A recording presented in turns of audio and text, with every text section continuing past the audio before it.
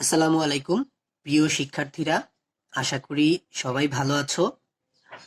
আমরা আজকের লেকচারে গণিতের একটি বিশেষ শাখা ত্রিকোণমিতি নিয়ে আলোচনা করব। ত্রিকোণমিতিটা আসলে গণিতের অনেক পুরানো একটা শাখা। সেই প্রাচীনকাল থেকেই ত্রিকোণমিতির চর্চা হয়ে আসছে। প্রাচীন মিশর এবং ব্যাবিলনীয় সভ্যতাতে এই ত্রিকোণমিতির বহুল ব্যবহার দেখা যেত তারা নদীর প্রস্থ নির্ণয় করার জন্য বা গাছে না উঠেও গাছের ছায়ার মাধ্যমে একটা লাঠির ছায়ার তুলনা করে গাছের উচ্চতা নির্ণয় করার যে পদ্ধতিটা, এই পদ্ধতি থেকেই পরবর্তীতে আসলে ত্রিকোণমিতি পদ্ধতিটা চলে আসছে। তো আমরা প্রথমে ত্রিকোণমিতি শব্দটাকে একটু ভেঙে ভেঙে জানার চেষ্টা করি যে ত্রিকোণমিতিটা আসলে কি, এখানে কি করা হবে। ত্রিকোণমিতিটাকে যদি ভাঙা হয় তাহলে এখানে তিনটা শব্দ পাওয়া যায়। ত্রিকোণমিতির ইংরেজি শব্দ ট্রাইগোনোমেট্রি। এখানে তিনটা শব্দ পাচ্ছি আমরা, একটা ট্রাই, একটা গণ এবং আরেকটা হচ্ছে মেট্রন। ট্রাই শব্দের অর্থ হচ্ছে তিন, গণ শব্দের অর্থ হচ্ছে ধার বা বাহু, আর মেট্রন শব্দের অর্থ হলো পরিমাপ করা। তাহলে ত্রিকোণমিতির অর্থটা দাঁড়াচ্ছে তিনটি বাহু বা ধারের পরিমাপ। তো এটা আসলে কি? এখানে ত্রিকোণমিতি সম্পর্কে মোটামুটি সবাই জানো যে ত্রিকোণমিতিটাকে আলোচনা করতে গেলে আমাদের একটা বিশেষ ত্রিভুজ প্রয়োজন হয়, যেটাকে আমরা বলি সমকোণী ত্রিভুজ। অর্থাৎ যে ত্রিভুজের একটা কোণ 90 ডিগ্রি বা এক সমকোণ থাকে তাকে বলা হয় সমকোণী ত্রিভুজ। তো আমাদের এই সমকোণী ত্রিভুজের থেকেই আসলে ত্রিকোণমিতিটা চলে আসছে। তো এখানে কিভাবে হবে, যেমন ধরো এই কোণটার পরিমাণ হচ্ছে 90 ডিগ্রি বা এক সমকোণ। এখন এখানে কি কি আছে আমি একটু খেয়াল করি। এখানে দেখো, এখানে একটা, দুইটা, তিনটা বাহু রয়েছে এবং এখানে তিনটা কোণ রয়েছে।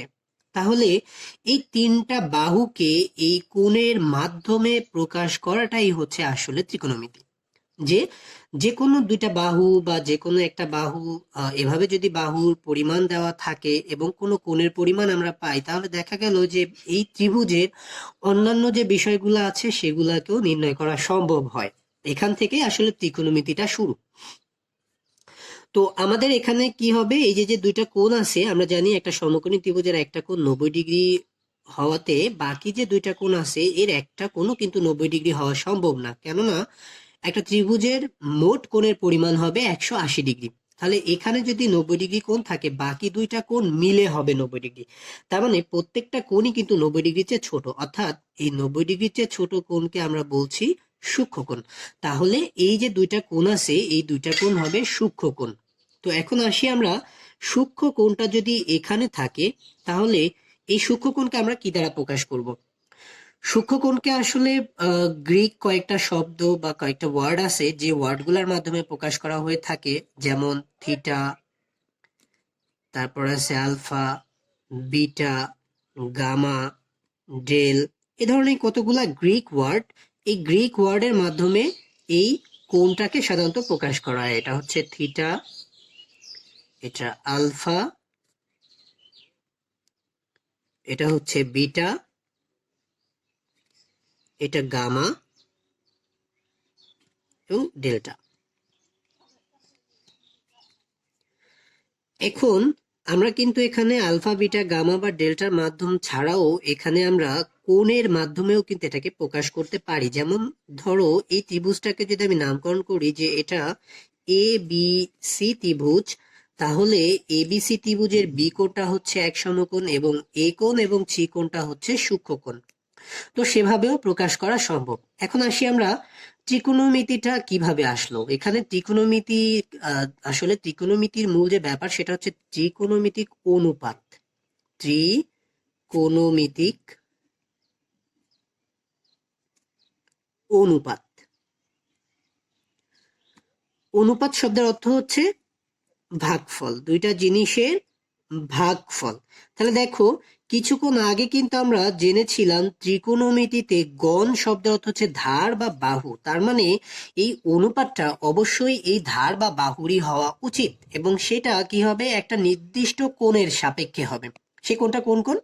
হয়তো এই সূক্ষ্মকোণটা, আর না হলে এই সূক্ষ্মকোণটা। এখন ধরো আমরা যদি এই সূক্ষ্মকোণটাকে থিটা আকারে নামকরণ করি, তাহলে আমরা এই তিনটা বাহু থেকে কিন্তু মোটামুটি 6টা অনুপাত পাবো, কেননা প্রত্যেকটা বাহুকে অপর দুইটা বাহু দ্বারা ভাগ করা যায়। সেক্ষেত্রে দুইটা বাহুর অনুপাত পাচ্ছি আমরা।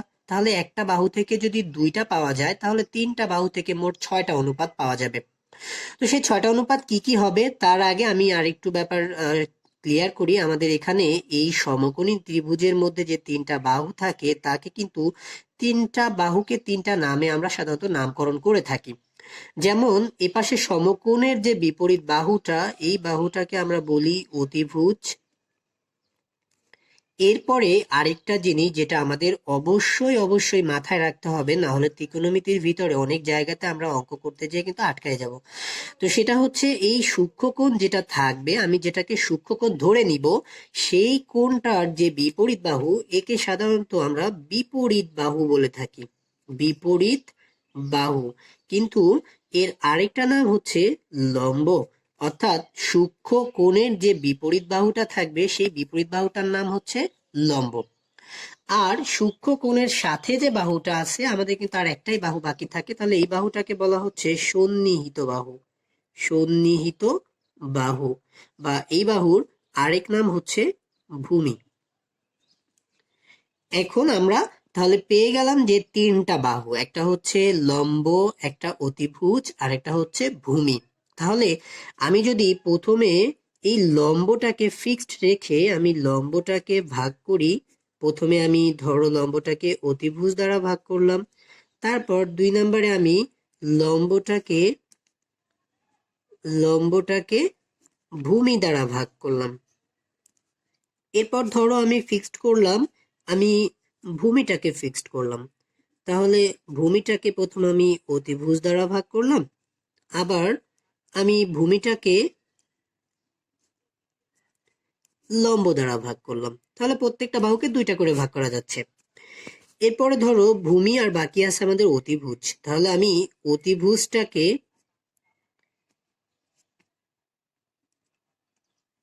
অতিভুজটাকে আমি প্রথম লম্ব দ্বারা ভাগ করতে পারি, এরপর আমি অতিভুজটাকে ভূমি দ্বারা ভাগ করতে পারি। তাহলে আমরা কিন্তু 6টা ভাগফল পাচ্ছি। তো এই 6টা ভাগফলই হচ্ছে আসলে ত্রিকোণমিতির 6টা ত্রিকোণমিতিক অনুপাত, এবং সেটা কিসের সাপেক্ষে নিব? থিটা কোণের সাপেক্ষে। তাহলে এক্ষেত্রে নামকরণগুলা কিভাবে করা হয়েছে আমরা সেটা একটু জানি। যেমন লম্বকে যখন অতিভুজ দ্বারা ভাগ করা হয়, তখন যে ত্রিকোণমিতিক অনুপাতটা হয় তার নাম হচ্ছে সাইন। কার সাপেক্ষে? কোণের সাপেক্ষে। অবশ্যই এখানে কিন্তু আমাকে কোণটা দিতে হবে, তাহলে সেই কোণটা কোন কোণ? থিটা কোণ, বা এ কোণটা। তাহলে সাইন থিটা সমান সমান লম্ব এবং অতিভুজের অনুপাতকে বলা হচ্ছে সাইন থিটা। তো এখানে একটা জিনিস সবাই মনে রাখবে, যে সাইন থিটা, এটা কিন্তু আসলে থিটা কোণের সাপেক্ষে লম্ব এবং অতিভুজের অনুপাতকে বলা হচ্ছে সাইন থিটা। এখানে কিন্তু আমরা অনেকে অনেকটা ভুল করে থাকি মাঝে মাঝে, যে সাইন থিটা শব্দের অর্থ মেবি সাইন এবং থিটার গুণফল। আসলে তেমন কিছুই না। এটা মনে রাখতে হবে, থিটা ছাড়া সাইনের কিন্তু কোনো মূল্যই নেই। অর্থাৎ এখানে সাইন এবং থিটা কিন্তু পরস্পর গুণ না, এটা হচ্ছে থিটা কোণের সাপেক্ষে একটা অনুপাত, সেটা হচ্ছে লম্ব আর অতিভুজের অনুপাত, সেটাকে আমি সাইন বলি। আচ্ছা, এরপরে আমরা যখন ভূমিকে অতিভুজ দ্বারা ভাগ করেছিলাম, এটার নামকরণ করা হয়েছে কোসাইন থিটা। Cosine theta. তারপর আমরা লম্বকে যখন ভূমি দ্বারা ভাগ করি, তখন এটার নামকরণ করা হয়েছে ট্যানজেন্ট থিটা। Tangent theta. তারপর ভূমিকে যখন লম্ব দ্বারা ভাগ করা হয়, অর্থাৎ দেখো এটার ঠিক উল্টাটা, তো এটার নাম হচ্ছে কোট্যানজেন্ট থিটা। কোট্যানজেন্ট থিটা। আর এখানে আমাদের বাকি থাকলো অতিভুজকে যখন লম্ব দ্বারা ভাগ করব, তখন এটার নামকরণ করা হয়েছে কোসেক্যান্ট থিটা। কোসেক্যান্ট থিটা। আর অতিভুজকে যখন ভূমি দ্বারা ভাগ করব, তখন এটার নামকরণ করা হয়েছে সেক্যান্ট থিটা। Secant theta. এখন এখানে আমি যে ত্রিকোণমিতিক অনুপাতগুলোর নাম লিখেছি, অনেকে হয়তো এই নামটা আমরা ভালো করে জানিই না। এগুলো আসলে হচ্ছে এর ফুল নেম। তো আমরা ফুল নেমে সাধারণত এদেরকে খুব একটা চিনি না বা ওভাবে মনে রাখাটাও আমাদের জন্য কষ্টকর হয়ে যায়। তো সেক্ষেত্রে ত্রিকোণমিতিক অনুপাতকে, 6টা ত্রিকোণমিতিক অনুপাতকে ধারাবাহিকভাবে একটা ধারাবাহিকতা রাখার জন্য এগুলাকে সাধারণত এইভাবে নামকরণ করা হয়ে থাকে। সাইন থিটা, 2 নম্বরে কস থিটা, 3 নম্বরে টেন থিটা, 4 নম্বরে কট থিটা, 5 নম্বরে সেক থিটা এবং 6 নম্বরে কোসেক থিটা। তাহলে আমরা কি কি থিটা পেলাম? Sine theta, cos theta, tan theta, cot theta, sec theta এবং কোসেক থিটা। তো যাদের মনে থাকে না যে আসলে কোন থিটার কি অনুপাতটা হবে, তারা একটু সুন্দর করে মনে রাখার জন্য দেখো আমি দুই একটা লাইন বলি। যেমন সাইন থিটাকে মনে রাখার জন্য সবাই এই লাইনটাকে মাথায় রাখতে পারো: সাগরে লবণ অতি। কসকে মনে রাখার জন্য কবরে ভয় অনেক। টেনকে মনে রাখার জন্য ঠ্যাং লম্বা ভূত। আচ্ছা, তাহলে কি দেখো, সাগরে, সাগরের শব্দের অর্থ হচ্ছে সাইন থিটা। তাহলে এটা দাঁড়ালো সাইন থিটা সমান সমান লবণ দিয়ে আমরা বোঝাবো লম্ব, আর অতি মানে হচ্ছে অতিভুজ। তাহলে সাইন থিটা সমান সমান লম্ব বাই অতিভুজ। কবরে ভয় আছে, কবরে মানে হচ্ছে কস থিটা, আর ভয় দিয়ে আমরা বলতে পারি যে ভূমি, আর আছেতেও অনেকে হচ্ছে আমাদের অতিভুজ। আর ঠ্যাং লম্বা ভূত, ঠ্যাং দিয়ে বোঝানো হচ্ছে ট্যান থিটা, লম্বা দিয়ে হচ্ছে লম্ব, আর ভূতে হচ্ছে ভূমি। তাহলে ট্যান থিটা সমান লম্ব বাই ভূমি। এখন কথা হলো তাহলে বাকি তিনটা কিভাবে মনে রাখবো। আচ্ছা, বাকি তিনটাকে মনে রাখার প্রসেস হচ্ছে, তোমরা দেখো সুন্দর করে এই সিকোয়েন্সটা যদি মনে করতে পারো তাহলে খুব সহজেই তুমি মনে রাখতে পারবা। আর তাছাড়া একসময় করতে করতে দেখবা যে নিজের কিন্তু অটোমেটিক্যালি মুখস্থ হয়ে গেছে। আর আমরা এখান থেকে যদি দেখি যে যখন অতিভুজকে লম্ব দ্বারা ভাগ করেছিলাম সেটার নাম কিন্তু ছিল কোসেক্যান্ট থিটা। কোসেক্যান্ট শব্দ হচ্ছে কোসেক থিটা। তার মানে এই অতিভুজকে লম্ব দ্বারা ভাগ করলে হয় কোসেকেন্ড থিটা। একটু খেয়াল করো, লম্বকে অতিভুজ দ্বারা ভাগ করলে বলছি সাইন থিটা, আর উল্টাটাকে বলছি কোসেক থিটা। তার মানে বলা যাচ্ছে যে সাইন থিটার বিপরীতটা হচ্ছে আমাদের কোসেক থিটা।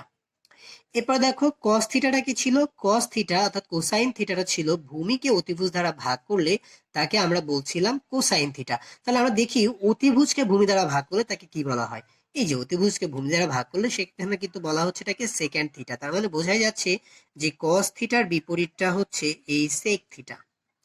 এরপরে বাকি থাকে আমাদের ট্যানজেন্ট থিটা। ট্যানজেন্ট থিটাটা কি? লম্বকে ভূমি দ্বারা ভাগ করলে সেটা ট্যান থিটা, আর উল্টা অর্থাৎ ভূমিকে লম্ব দ্বারা ভাগ করলে সেটা হচ্ছে কো ট্যানজেন্ট বা কট থিটা।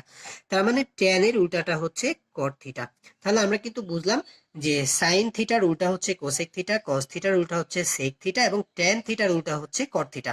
তো সবচেয়ে বড় যে কথা সেটা হচ্ছে এই ত্রিকোণমিতিক অনুপাতের ক্ষেত্রে আসলে কট থিটা, সেক থিটা এবং কোসেক থিটা এই তিনটা নিয়ে অতটা মাথা না ঘামিয়ে আমরা যদি সাইন, কজ এবং ট্যান এই তিনটা ত্রিকোণমিতিক অনুপাতকে খুব ভালোভাবে বুঝতে পারি, তাহলে আশা করা যায় যে ত্রিকোণমিতির কোনো ধরনের ম্যাথ করার জন্য আমাদের কোনো প্রবলেমে পড়তে হবে না। আচ্ছা, এখন আমরা আসি যে এদের মধ্যে পারস্পরিক কোনো সম্পর্ক আছে কিনা এবং কিভাবে সেটাকে প্রমাণ করা যায় আমি একটু করে দেখাই। দেখো আমাদের টেন থিটাকে একটু দেখি। আমাদের যে টেন থিটাটা ছিল, টেন থিটা সমান সমান আমরা কিন্তু পেয়েছিলাম লম্ব ডিভাইডেড বাই ভূমি। একটু খেয়াল করো, এখানে লম্ব আর ভূমি এই জায়গাটাতে কিন্তু অতিভুজটা অ্যাবসেন্ট। তাহলে আমরা যেহেতু অনুপাতের ব্যাপার স্যাপার, তাহলে আমরা প্রত্যেকটাকে যদি অতিভুজ দ্বারা ভাগ করে দেই, অর্থাৎ উপরেও আমি অতিভুজ দ্বারা ভাগ করে দিলাম আর নিচেও আমি অতিভুজ দ্বারা ভাগ করে দিলাম, তাহলে ভাগের ক্ষেত্রে এই ভগ্নাংশের কিন্তু কোনো পরিবর্তন হবে না, কেননা যখন তুমি এই ভগ্নাংশটাকে গুণ দিয়ে উল্টিয়ে দিবে তখন কিন্তু এই অতিভুজটা উপরে চলে যাবে, সেটা উপরের যে অতিভুজ আছে তার সঙ্গে কেটে যেয়ে আবার সেই লম্বভাবে ভূমি থাকবে। অর্থাৎ একই জাতীয় সংখ্যা দ্বারা কোনো ভগ্নাংশের লব এবং হরকে গুণ বা ভাগ করা যায়। আচ্ছা, এখন আমরা লম্ব এবং অতিভুজের ভাগফলকে কি বলেছিলাম? এটা ছিল সাইন থিটা। এবং ভূমি আর অতিভুজের ভাগফলকে আমরা বলেছিলাম কস থিটা। তার মানে বলা যায় যে ট্যান থিটা হচ্ছে সাইন থিটা এবং কস থিটার অনুপাতের সমান। তারপর আমরা কট থিটার কথা যদি বলি, কট থিটা, কট থিটাটা ছিল ট্যান থিটার বিপরীত, কেননা কট থিটা হচ্ছে ভূমি বাই লম্ব। তার মানে যেহেতু বিপরীত, আমাদের tan theta sine by cos এসেছে, তাহলে কট থিটা কিন্তু আমাদের হয়ে যাবে কজ বাই সাইন। তাহলে আমরা কট থিটা সমান সমান বলতে পারি যে cos theta by sine theta. তাহলে আমরা জানলাম এটা। এখন দেখো, আমরা যদি এদের বর্গগুলাকে একটু সম্পর্কিত করার চেষ্টা করি, তাহলে সেক্ষেত্রে আমরা মোটামুটি আরো 3টা বর্গের সূত্র এখানে পাই। অর্থাৎ তোমার 6টা ত্রিকোণমিতিকে জোড়ায় জোড়ায় মোট 3টা সূত্র পাওয়া যায়। যেমন ধরো, আমরা যদি সাইন থিটার সাথে sine square theta plus cos square theta করি, তাহলে সেক্ষেত্রে মানটা হয় 1। আমাদের এই সূত্রগুলা কিন্তু খুবই জরুরি সূত্র, কেননা আমরা যখন সমাধান করব তখন আমাদের অনেক সময় কজকে সাইন বা সাইনকে কজ বানানোর প্রয়োজন পড়ে, এবং সেক্ষেত্রে যদি হোল স্কোয়ার থাকে, অর্থাৎ সাইন স্কোয়ার থিটা বা কজ স্কোয়ার থিটা থাকে, তাহলে আমরা কিন্তু সেক্ষেত্রে এই সূত্রর মাধ্যমে একটা থেকে আরেকটা পরিবর্তন করতে পারবো। তো এখানে তোমাদের আমি একটা জরুরি কথা বলে রাখি, সেটা হচ্ছে এই সাইন স্কোয়ার থিটা, এটা কিন্তু আসলে সাইন থিটা এরই হোল স্কোয়ার। অর্থাৎ যদি কোনো ত্রিকোণমিতিক অনুপাতকে বর্গ করা হয়, তাহলে সেই বর্গটা শুধুমাত্র অনুপাতের নামের উপরেই দিয়ে দেওয়া যায়। এখানে কিন্তু কেউ এই ভুলটা করা যাবে না যে সাইন থিটার হোল স্কোয়ার শব্দের অর্থ হচ্ছে সাইন স্কোয়ার থিটা স্কোয়ার, এমনটা কিন্তু না। আমাদের মনে রাখতে হবে যে হোল স্কোয়ার থাকলে সেই হোল স্কোয়ারটা শুধুমাত্র ত্রিকোণমিতিক অনুপাতের উপরে চলে আসবে। শুধু হোল স্কোয়ারই না, এখানে যত পাওয়ারই থাকুক সেই পাওয়ারটা এই অনুপাতের উপরে চলে আসবে। আচ্ছা, আমরা এটাকে একটু প্রমাণ করার চেষ্টা করি যে আসলে এটা জ্যামিতিক ভাবে প্রমাণ করা সম্ভব কিনা। যেমন ধরো, আমরা সাইন থিটা শব্দের অর্থ জানতাম যে লম্ব এবং অতিভুজের অনুপাত, তাহলে সাইন থিটার পরিবর্তে আমি লিখতে পারবো লম্ব বাই অতিভুজ। যেহেতু এটা বাইরের হোল স্কোয়ার, তার মানে বাইরে একটা হোল স্কোয়ার দিয়ে দিব।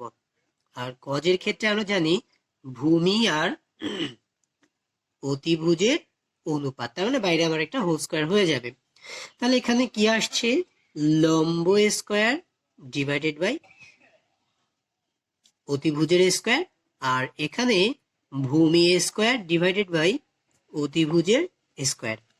তো আমরা দেখো এখানে দুইটা ভগ্নাংশ পেয়েছি এবং দুইটা ভগ্নাংশের হর হচ্ছে অতিভুজের স্কোয়ার। তো আমরা যদি এই দুইটা ভগ্নাংশকে লসাগু করে দিই, অর্থাৎ যোগ করার জন্য লসাগু করি, তাহলে অতিভুজ এবং অতিভুজের লসাগুটা কিন্তু হয় অতিভুজের স্কোয়ার। তাহলে আমরা এখানে উপরে পেয়ে যাচ্ছি লম্ব স্কোয়ার প্লাস ভূমি স্কোয়ার। এখন এই জায়গাটাকে সমাধান করার জন্য আমাদের পিথাগোরাস নামক একজন বিজ্ঞানী, উনি আবার একটা সূত্র দিয়ে গেছিলেন। তাহলে আমাদের পিথাগোরাসের সূত্রের দিকে লুক ডাউন করতে হবে। আমি পিথাগোরাসের সূত্র সম্পর্কে অন্য যে কোনো একটা লেকচারে পিথাগোরাসের সূত্র নিয়ে আলোচনা করব, যে কতটা সহজে পিথাগোরাসের সূত্রটা বের করা যায়। কেননা পিথাগোরাসের সূত্রটা আসলে আমাদের পরীক্ষার জন্য বা যেভাবে লিখতে হয় সেইভাবে আসলে স্টুডেন্টদের মনে রাখাটা বা বোঝাটা অনেক টাফ একটা জিনিস। আমি ওটা নিয়েও অন্য একটা ভিডিও তৈরি করে নিব ইনশাল্লাহ।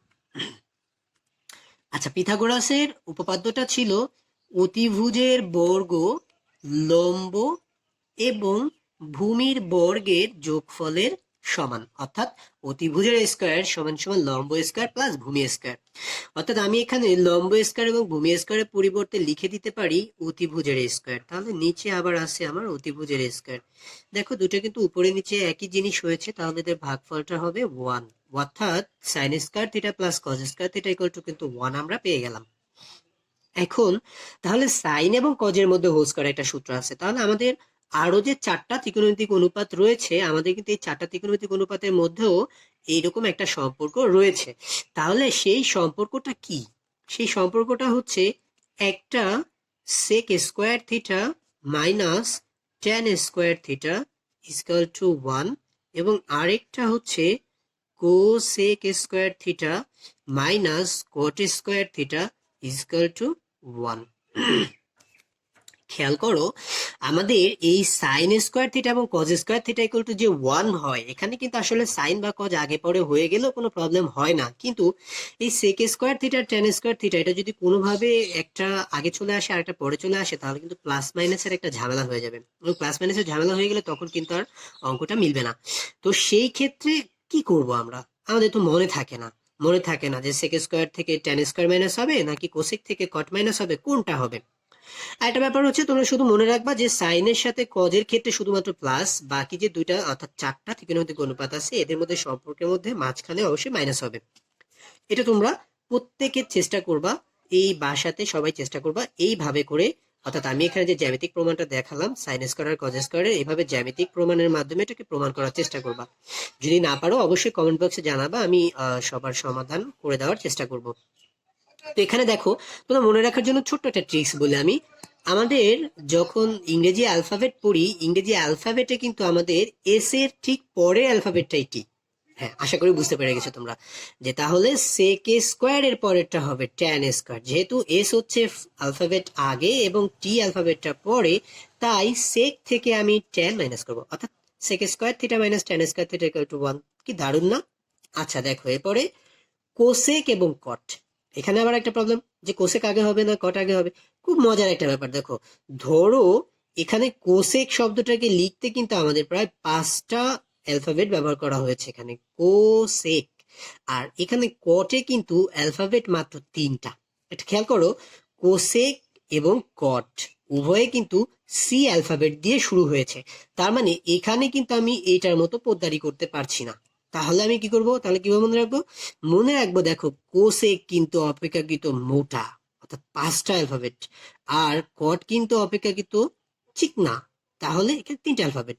তাহলে মোটাটা যে, তার থেকে আমি চিকনটা মাইনাস করব, তাহলে কি দাঁড়ালো cosec square theta minus cot square theta equal to 1। আশা করি এখন থেকে তোমাদের এই মনে রাখতে আর কোনো সমস্যা হবে না, বা তোমরা সেক ট্যান বা কোসেক কট আগে পরে আর প্রবলেমটা করবে না। তাহলে আমরা একটু ওভারঅল ত্রিকোণমিতির যে বেসিক আলোচনাগুলো করেছিলাম তার মধ্যে আবার একটু ভিউ করি যে আমরা কি কি জিনিস পেয়েছি।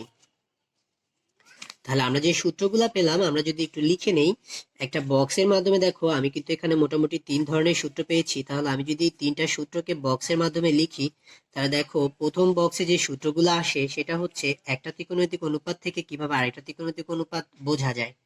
তো সেখানে আমরা কি পেয়েছিলাম, কোসেক থিটা ইকুয়াল টু হচ্ছে 1/sin থিটা, অর্থাৎ এই থিটাটা সাইনের উল্টাটা। তারপরে আমাদের সেক থিটা এটা হচ্ছে ঠিক কস থিটার উল্টাটা, এবং লাস্ট হলো কট থিটা, এই কট থিটাটা হচ্ছে ট্যান থিটার উল্টা অর্থাৎ বিপরীতটা ট্যান থিটা। তাহলে এই বিপরীত গুলো আমরা জানি, কোসেক থিটা সমান 1/sin থিটা, একইভাবে আমরা বলতে পারবো সাইন থিটা সমান সমান 1/কোসেক থিটা, সেক থিটা সমান সমান 1/কস থিটা, একইভাবে আমরা বলতে পারবো কস থিটা সমান সমান 1/সেক থিটা। কট থিটা সমান সমান হচ্ছে 1/ট্যান থিটা, সেম ভাবে আমরা বলতে পারবো ট্যান থিটা সমান সমান 1/কট থিটা। তাহলে এখান থেকে কিন্তু মোটামুটি 6টা পাওয়া যায়। আচ্ছা এরপরে দ্বিতীয়তে আমরা যেটা পেলাম যে ট্যান থিটা এই কোণটাকে সাইন এবং কজের মাধ্যমে প্রমাণ করা গিয়েছিল, সেটা হচ্ছে sine theta divided by cos theta, এবং আরেকটা হচ্ছে আমাদের কট থিটা, এটা ছিল cos theta divided by sine theta. আর তৃতীয়তে আমরা যে সূত্রগুলো পেলাম সেটা হচ্ছে হোল স্কোয়ারের সূত্র, অর্থাৎ sine square theta plus cos square theta is equal to 1। তারপর আমরা কি পেয়েছিলাম, অ্যালফাবেটিক্যালি সেক থেকে ট্যান মাইনাস অর্থাৎ sec square theta minus tan square theta is equal to 1, আর সেই মুটকু থেকে পাতলু মাইনাস অর্থাৎ cosec square theta minus cot square theta is equal to 1। পরবর্তী লেকচারে ত্রিকোণমিতির বিভিন্ন সমস্যা কিভাবে সমাধান করা যায় এবং কতটা সহজে সমাধান করা যায় সেটা নিয়ে আলোচনা করব। তো ততদিন পর্যন্ত সবাই ভালো থাকবে, সুস্থ থাকবে, আর আমার জন্য দোয়া করবে। আর তোমরা পরবর্তীতে কোন চ্যাপ্টারের, অর্থাৎ মাধ্যমিকের যে কোনো ক্লাসের কোন চ্যাপ্টারের কোন বিষয় তোমরা লেকচার চাও, আমাকে অবশ্যই কমেন্টস বক্সে জানাবে। আসসালামু আলাইকুম।